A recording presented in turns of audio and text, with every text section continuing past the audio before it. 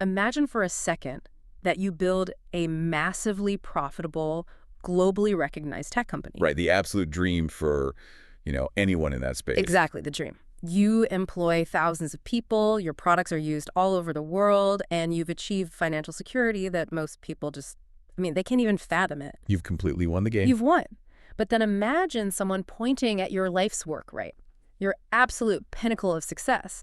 And they call it a symptom of, quote, mental slavery. Oh, wow.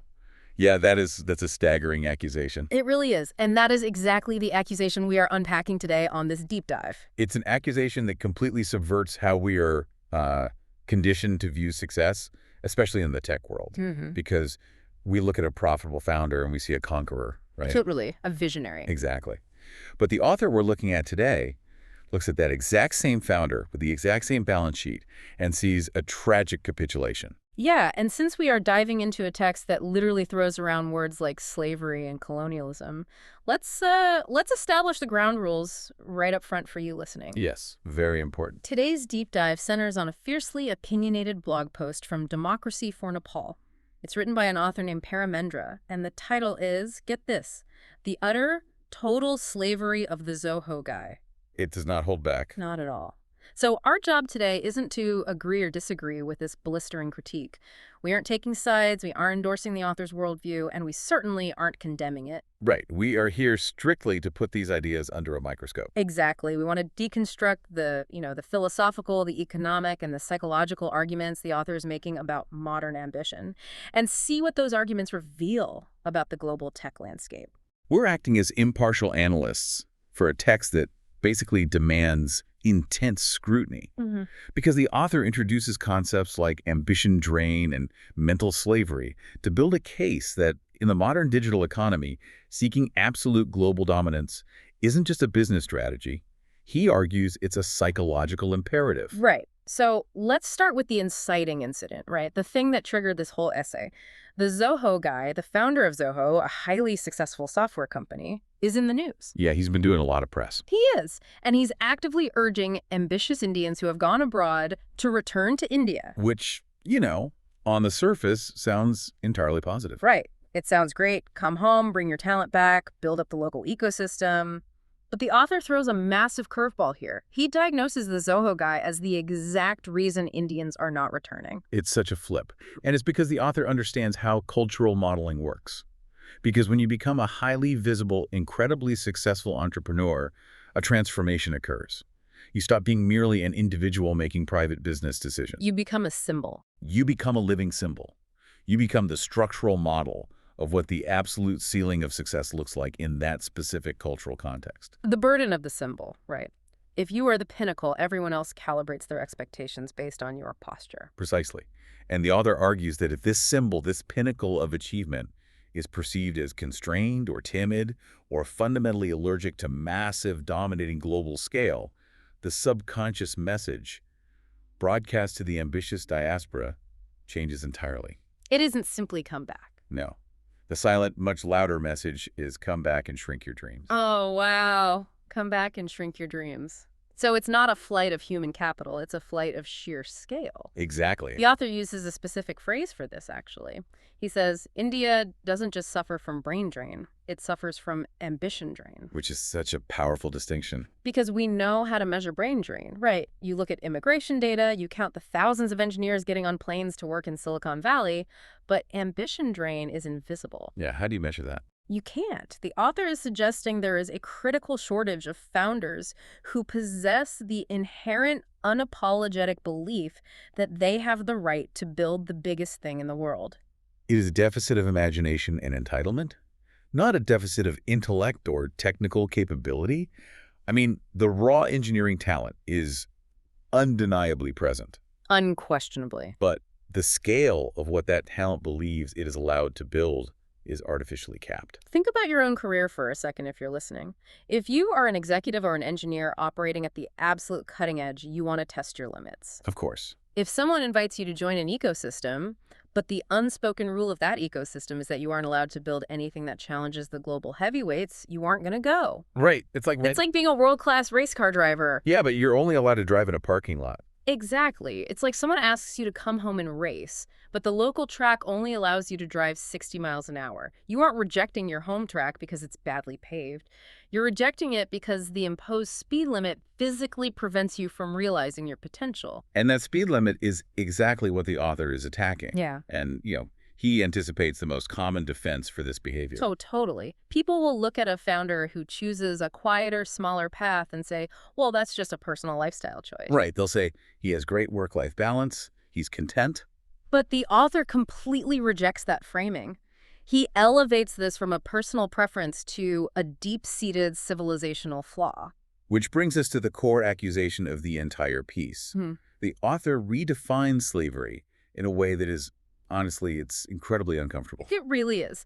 He argues that in the modern economic context, slavery isn't physical chains. It is entirely invisible, highly polite, and expertly wrapped in the comforting language of humility, culture, and nationalism. He specifically targets the disguises of humility.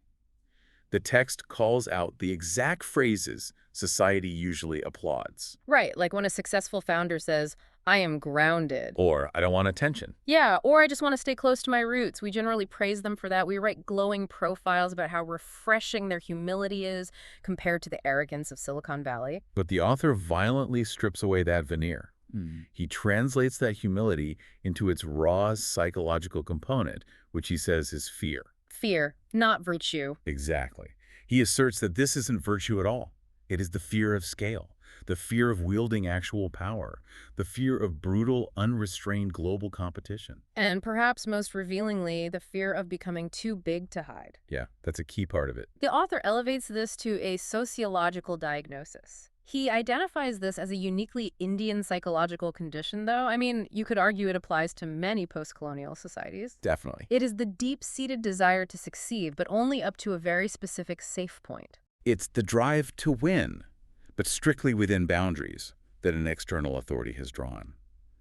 So you are proving capability, You're proving you are smart, competent, and can build a great product.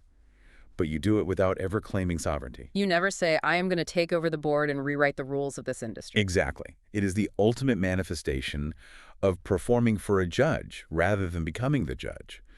You want the A+ on the exam to prove your intelligence, but you have no desire to write the curriculum. Okay, let me challenge this framework for a second, because I think a lot of people hearing this are going to feel a strong sense of friction. Sure. Yeah. If someone builds a highly profitable company, right? They employ thousands of people in their local community, they create a product that works, and they are genuinely content. Why must we pathologize that? Right. Why is contentment framed by this author as an ailment? I mean, it feels like a very exhausting, hyper-capitalist demand that nothing is ever enough. That friction you're feeling is exactly where the author's worldview sharply diverges from mainstream business ethics. To understand why he frames contentment as a pathology, you have to look at his underlying mechanics of the global tech economy. Okay, lay it out. The author doesn't view enterprise technology as a lifestyle choice or like a community project. He views it as an evolutionary geopolitical struggle. Wow, geopolitical struggle. Yeah. To him, stopping at contentment when you have the latent capability for dominance is an unnatural suppression of potential. And he argues that it leaves your entire society vulnerable to foreign monopolies. And he actually goes out of his way to validate the Zoho achievement to make this point sharper, doesn't he? He does. He doesn't dismiss the company at all. He praises it. Right. He points out that Zoho has real revenue, real software, and a massive loyal customer base. It isn't vaporware. It isn't a shiny pitch deck built on hype.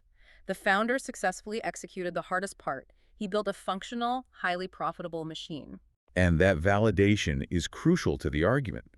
Because if the company were failing, the critique would just be about incompetence. Right. It would just be, well, you're not good at business. Exactly. But because the company is wildly successful, the critique shifts to the tragedy of lost potential. The author establishes that the gap here isn't in technical execution. It's entirely in the psychological posture toward the rest of the world. The tragedy of capability versus conquest. Because, as the text argues, the brutal reality of the global market is that it does not reward effort. Not at all. It does not care how hard you worked or how noble your intentions were or how elegantly you coded your software. The market exclusively rewards scale, dominance, and the establishment of empires. Under that harsh light, A highly profitable mid-tier software company is merely proof of capability. It proves you know how to play the game. But it is not proof of ambition, because you refuse to compete for the championship. So let's break down the mechanics of what the author claims Zoho could be, because the list of lost potential in this essay is staggering. It really is. He says they could be a global platform. They could be the operating system of global business. He uses this incredible phrase, a technology nation state. A technology nation-state. Right. Acting as a sovereign alternative to Western giants like Microsoft, Google, Salesforce, and Oracle. And to understand the weight of that claim, we have to look at how enterprise software actually works. Because Microsoft doesn't just sell you an app. Right. They sell you the digital circulatory system of your entire corporation. Through Azure, Active Directory, Office 365, they control the identity, the security, and the workflow of global commerce. And once you're in, the switching costs are astronomically high. You can't just unplug from it. Exactly. When the author says technology nation state, he means building a proprietary ecosystem so deeply embedded in global business that nations literally have to negotiate with you. But the author states clearly that Zoho will never reach this potential. And the reason comes down to the fundamental requirements of scaling at that specific level. Yeah, because becoming a trillion-dollar platform isn't just about writing better code or hiring more engineers. Right. Scaling to unseat an incumbent like Microsoft requires profound aggression. It requires what the author calls war-level thinking. War-level thinking. Yeah. Which changes the mechanics of how a company operates entirely. Completely. You have to be willing to aggressively offend your competitors. You have to willingly absorb massive financial risk, operating at steep losses just to capture market share. You have to build ruthless global enterprise sales armies to rip and replace your competitors' software from Fortune 500 companies. It is inherently combative. The author drops a quote here that really anchors this idea. He says scaling is a power exercise, not a moral exercise. That's a huge distinction. It is. He claims that too many founders from this region treat business like a morality play. They want to be the honorable, humble, non-disruptive builders who, just politely ask for a slice of the pie. But the author's reality is that business at the absolute highest level is a battlefield where monopolies are fighting for survival. Yeah.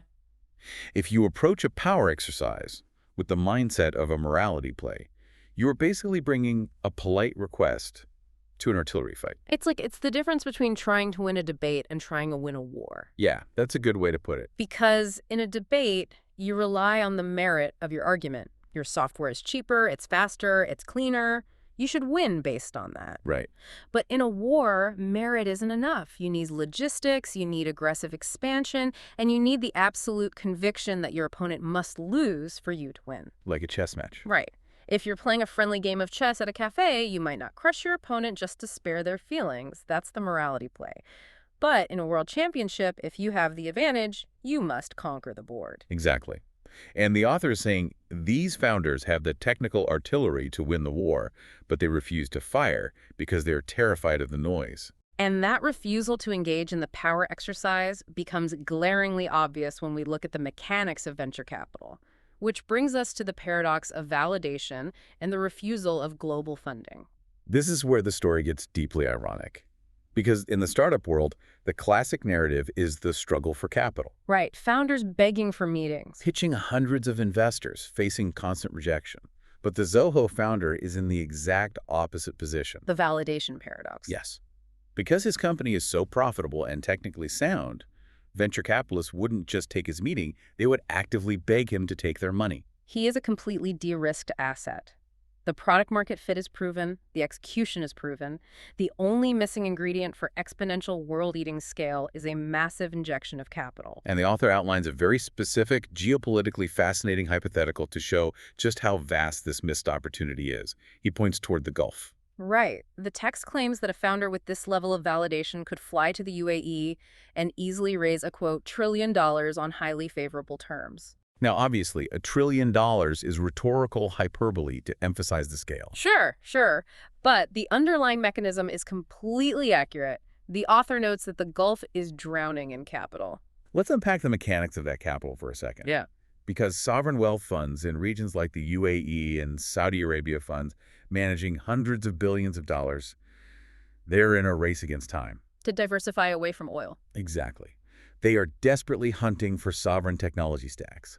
They want to fund massive AI infrastructure, cloud computing, smart city operating systems. And they are actively seeking proven architects to build these systems outside the strict purview of Silicon Valley. Yes, and the crucial detail here is about governance and control.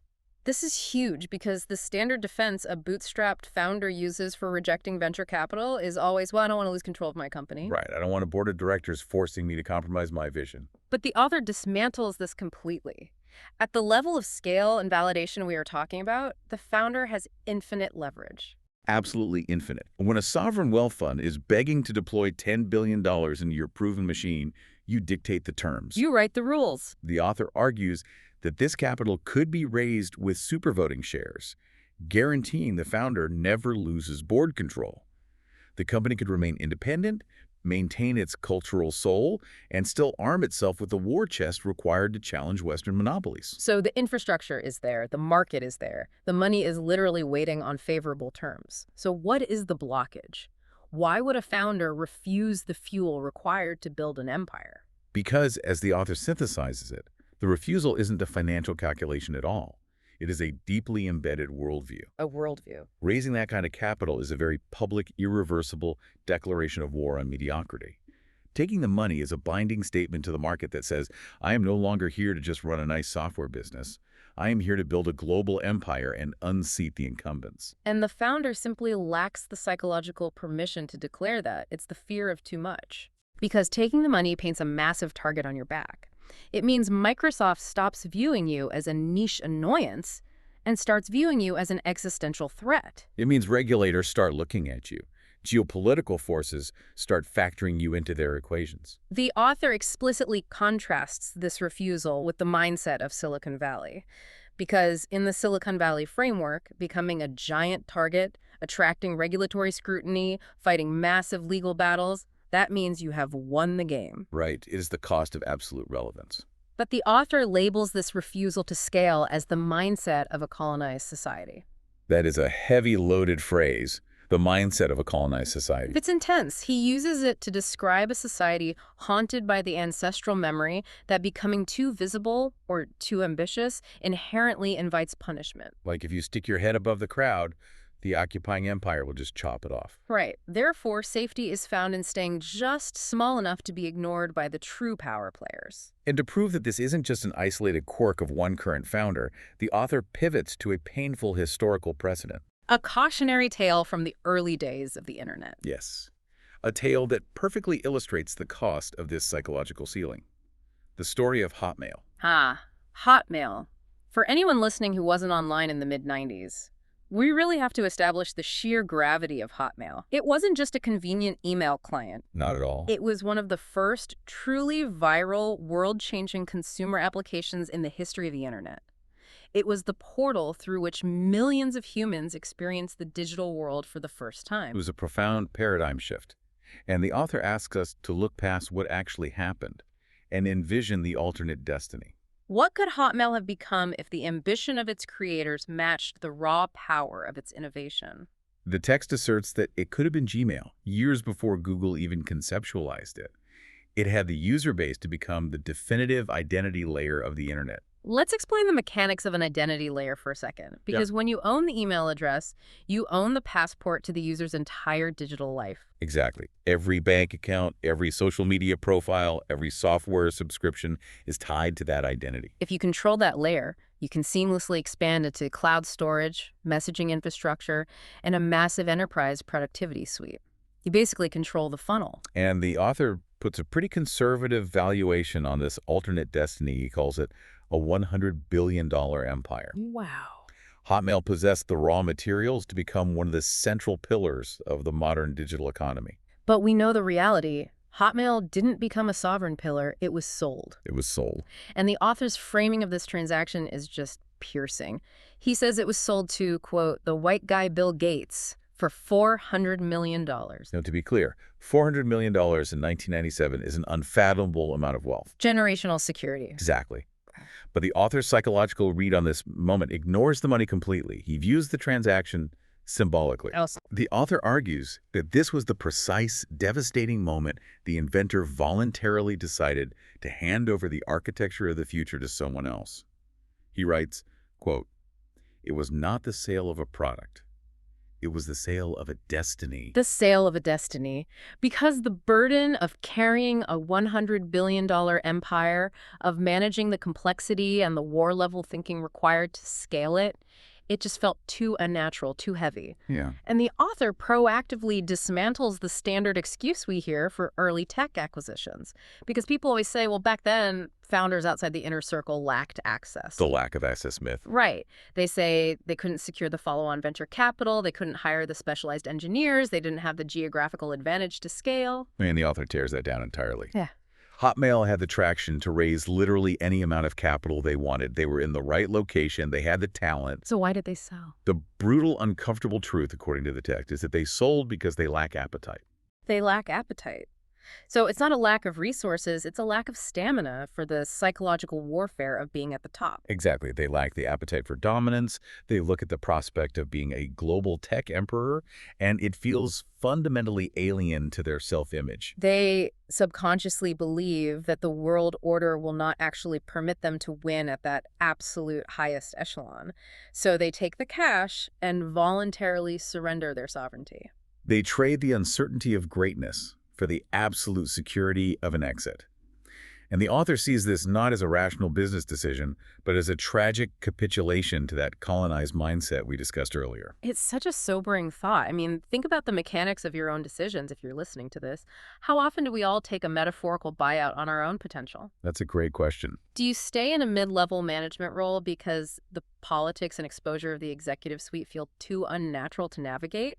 Do you abandon a side project because taking it to market requires a level of aggression you just aren't comfortable with? The author is forcing us to ask if we are selling our own destinies simply because hiding feels safer than ruling. And that profound desire to hide brings us to the ultimate physical manifestation of this mindset, what the author calls the village strategy. Oh man, this might be the most ruthless sentence in the entire blog post. It's brutal. The author looks at founders who choose to move away from tech hubs to live in rural areas, and he writes, quote, "He lives in a village because otherwise he might get noticed." It is a total deconstruction of a lifestyle choice that is almost universally praised in the media. Right. When a billionaire CEO moves to a small village, the press fawns over it. They say, look how grounded he is. He hasn't let the wealth corrupt him. He's connected to his roots. We process it as the ultimate flex of humility. But how does the author view this exact same behavior? He views it as a highly sophisticated form of camouflage. The author argues that this retreat is not driven by a profound love for pastoral simplicity. It is an active strategy of avoidance. It is a defensive mechanism. Exactly. Designed to keep the company and the founder intentionally small, driven by a deep-seated fear of the consequences of being large. The consequences of being large. Right. Now, to be fair to the founders, the author does provide some critical context here about the environment they operate in. He acknowledges what he calls the environment of envy. Yeah, and understanding the mechanics of that environment is essential. Because in certain emerging economies, extreme, highly visible success doesn't just invite competition, it invites extraction. It invites what is often called tax terrorism, aggressive, punitive audits. It invites crippling bureaucratic friction from local officials who just want a piece of the action. It invites political harassment. It's like building a nuclear reactor, but intentionally keeping it running at 5% capacity just to power a few local light bulbs. That's a perfect analogy. You have the uranium to power a continent. But if you actually run the reactor at 100%, the government steps in to heavily regulate you, politicians try to take credit for it, and global competitors send spies to steal your blueprints. So the only way to retain control is to embrace extreme inefficiency. The safety is in the camouflage. Yeah, the camouflage is a rational survival mechanism against an extractive environment. But the author draws a very stark, unforgiving line here. Survival is not greatness. You cannot build a trillion-dollar world-shifting paradigm while hiding your nuclear reactor in a barn. No, you can't. It's like a turtle, right? Pulling its head into its shell.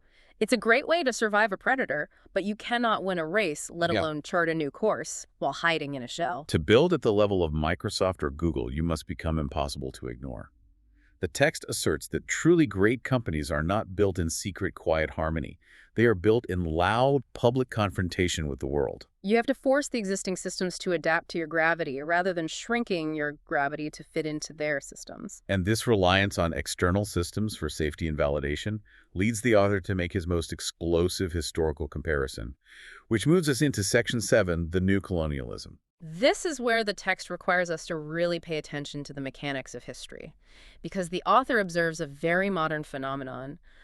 Thousands of young, brilliant Indian tech founders flocking to Bangalore for a Y Combinator event. And for context, for anyone who doesn't know, Y Combinator, based in Silicon Valley, is the most prestigious startup accelerator on the planet. It is the ultimate kingmaker. Yes. And the author looks at these thousands of hopeful founders and compares them directly to Indians sitting for the Indian civil service exams during the British Raj. It is a provocative, almost offensive comparison to some, but we have to unpack the structural logic behind it. Right. During the British Raj, the mechanics of the civil service exam were designed for extraction. The empire needed the absolute brightest local minds to administer the subjugation of their own people. For a local citizen, passing that exam was the highest possible dream. It meant you were validated by the empire. You were given a title, a salary, and proximity to power. But structurally, your brilliance was being harnessed to enrich London, not your own sovereignty. Precisely. Now, fast forward to today, the author argues that the fundamental architecture of the dream hasn't changed at all. It hasn't. No. He says the highest aspiration for these brilliant modern founders is to be selected by Y Combinator, to be funded by elite Western venture capital firms like Sequoia, to be profiled in TechCrunch. The ultimate goal is to fly to Silicon Valley or New York and ring the bell of Western approval. Yes. Let's look at the actual mechanics of a Y Combinator deal to see why the author calls this colonialism. Okay. When you get accepted into YC, you are generally required to execute a Delaware flip. The Delaware flip. Right. You take your intellectual property, your local engineering talent, and your local market traction, and you restructure the entire company as a U.S.-based Delaware C corporation. Oh, wow. So the cap table is now denominated in U.S. dollars. Controlled by U.S. venture terms. Yeah. And the ultimate liquidity event, the IPO, will happen on the NASDAQ, enriching Western institutional investors. So the center of gravity, the legal sovereignty, and the vast majority of the equity upside are systematically extracted from the local ecosystem and transferred to the empire of Silicon Valley. Completely extracted. And the blind spot, the real tragedy, according to the author, is that the founders sitting in that auditorium in Bangalore do not perceive this structural extraction as dependency. They perceive it as success. They perceive it as the absolute pinnacle of success. Yeah. They believe they are winning the global game, but the author is screaming, no, you are just applying for a highly paid job in the new empire. He literally brands this the new colonialism not of land, but of ambition. And importantly, the author doesn't just drop this rhetorical bomb and walk away. He pivots to a literal, practical, do-it-yourself solution. Yes, he asks a blunt mechanical question. He says, why don't you start your own Y Combinator? Right. He's saying the barrier isn't physical anymore. He lists the evidence to prove that all the necessary ingredients are already present locally. First, the knowledge. 20 years ago, the mechanics of scaling a startup were locked behind the doors of Sand Hill Road in California. But today, that knowledge is entirely commoditized. Completely. The playbooks, the financial models, the growth hacking strategies, it's all open source. You can watch Stanford and YC lectures for free on YouTube. The knowledge barrier is absolutely zero. Second, the talent. The author points out that the raw human capital is no longer exclusively centralized in Silicon Valley. The engineers capable of building these massive systems are already clustered in massive numbers in cities like Bangalore, Hyderabad, Pune, and Chennai. And third, the capital. We've already established the mechanics of Gulf sovereign wealth funds desperately looking to deploy trillions of dollars into non-Western tech ecosystems. Furthermore, massive pools of domestic capital are forming. Right. So if the knowledge is free, the talent is local, and the capital is waiting, what is actually missing? Why hasn't a sovereign equivalent to YC been built? The author's answer brings us entirely back to the psychological diagnosis. What is missing isn't a spreadsheet, a line of code, or a bank transfer. What is lacking is the psychological shift from seeking acceptance to building authority. The shift from applicant to architect. Yes. It is the fundamental difference between standing outside a country club asking, "Please, sir, what are the requirements for me to join your institution?" versus buying the land next door, building a better institution, and saying, the center of gravity has officially moved here. Which perfectly sets up the author's proposed cure. Because if the disease is mental slavery, how does a founder achieve liberation? Well, the author defines this invisible ailment with total clarity first. He states that mental slavery occurs when you physically escape poverty, you successfully build a profitable business, but you remain psychologically subordinate. It's a state where you possess total economic freedom, but your behavioral programming still mimics a servant. You have the raw capacity to lead the global market, but you still fundamentally crave a master's approval. The text uses a profound parallel here, actually comparing mental slavery to illiteracy. Comparing it to illiteracy is fascinating because you can't miss what you don't know exists. Right. If you've never learned to read, you don't walk around mourning the loss of great literature. You simply operate in a world without text. Are they saying these founders literally lack the mental framework to even conceptualize global dominance? Exactly. The illiterate person doesn't feel the absence of the book. In the same way, the author argues that the mentally enslaved entrepreneur doesn't know what it feels like to, and he uses a brilliant phrase here, think without permission. Think without permission. That is a dangerous, powerful concept. It is. True sovereignty is the ability to conceptualize an empire without first checking to see if the existing power structure approves of your blueprint.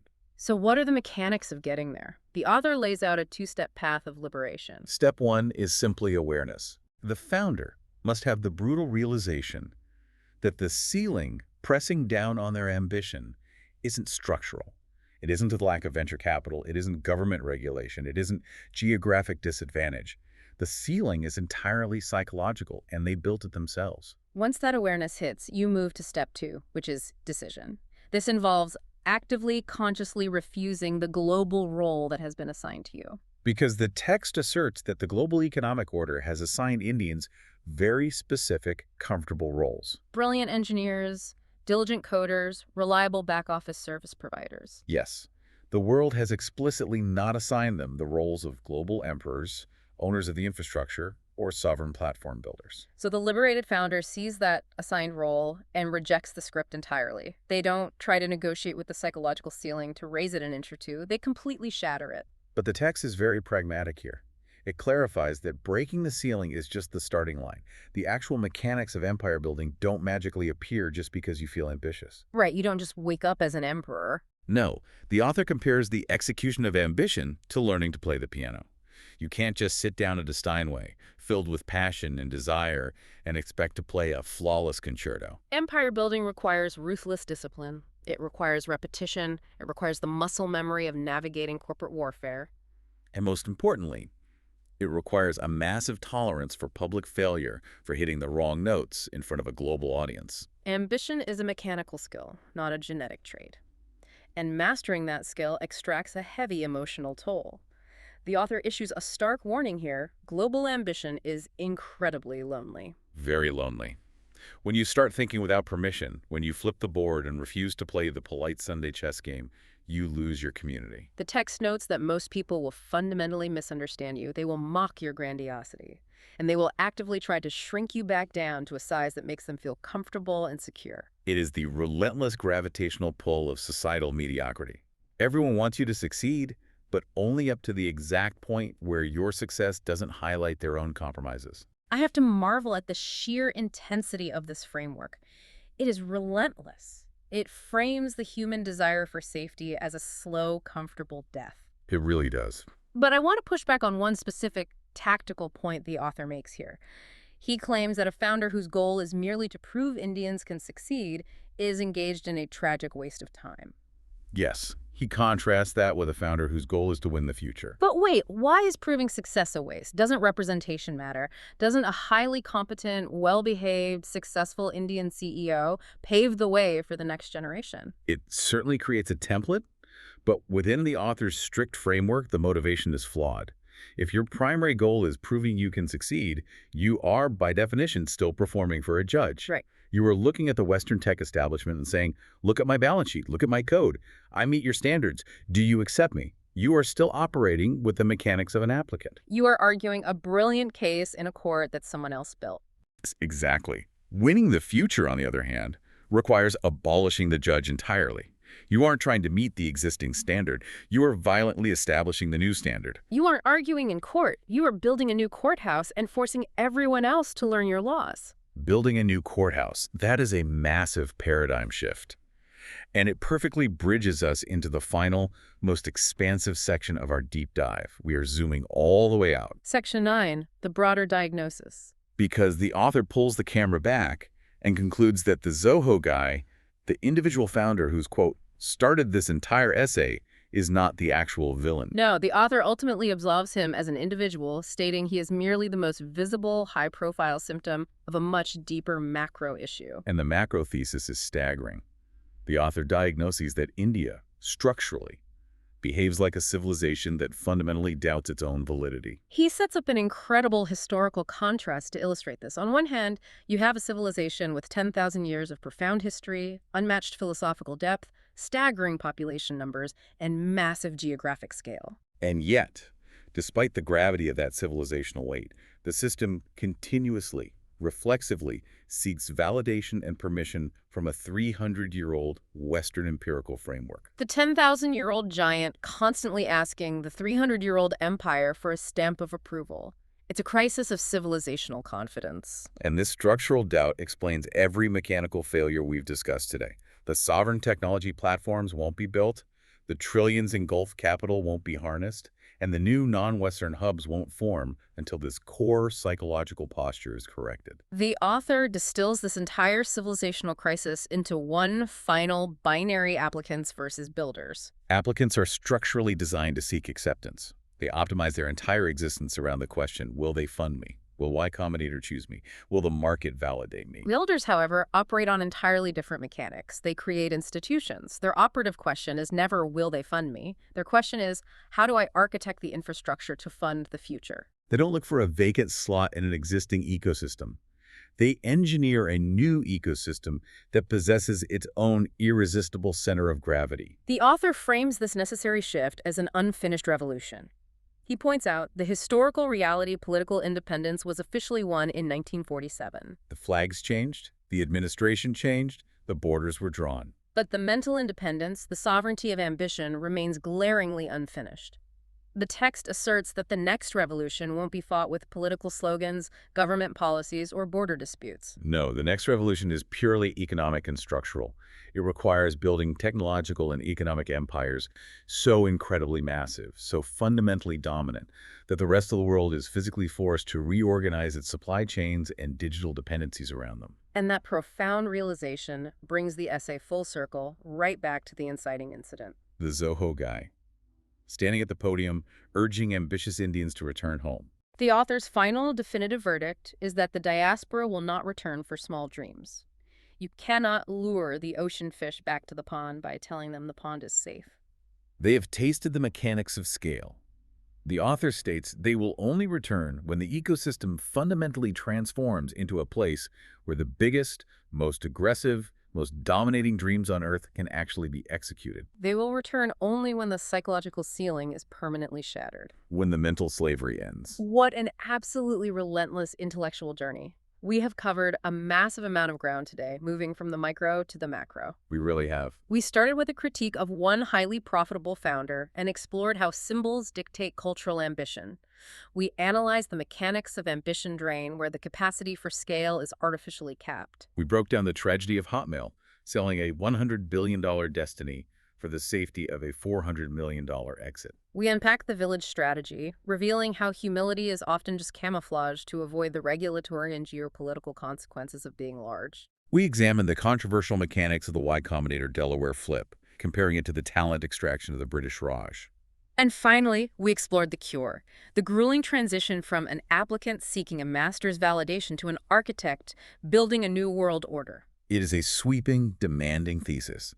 And as we conclude, it is essential to reiterate the boundaries of our analysis today. Yes. The author's framework, framing humility as fear, labeling successful founders as symptoms of mental slavery, and demanding war-level scaling as a civilizational imperative, it is intentionally provocative. Our role was not to validate this as the absolute truth, but to offer it as a powerful, uncomfortable lens through which to examine the hidden mechanics of global technology, capital flow, and human ambition. It is an incredibly powerful lens, and as we sign off, I want you to turn that lens inward. Think about the mechanics of your own life, your career trajectory, the projects you are building. Regardless of what industry you are in or what country you are listening from, ask yourself the hard question. Where are you currently operating as an applicant? Where are you diligently seeking permission, optimizing for a stamp of approval from an established system, when you actually possess the tools, the knowledge, and the raw capacity to operate as an architect? Are you selling your own destiny for the comfort of a quiet village? Or are you preparing to build the new courthouse? The capability is there, the knowledge is free. The only remaining variable is your appetite for the scale. Thank you for joining us on this deep dive into the mechanics of ambition. Keep questioning the boundaries of what is possible, keep examining the structural ceilings above you, and we will see you on the next deep dive.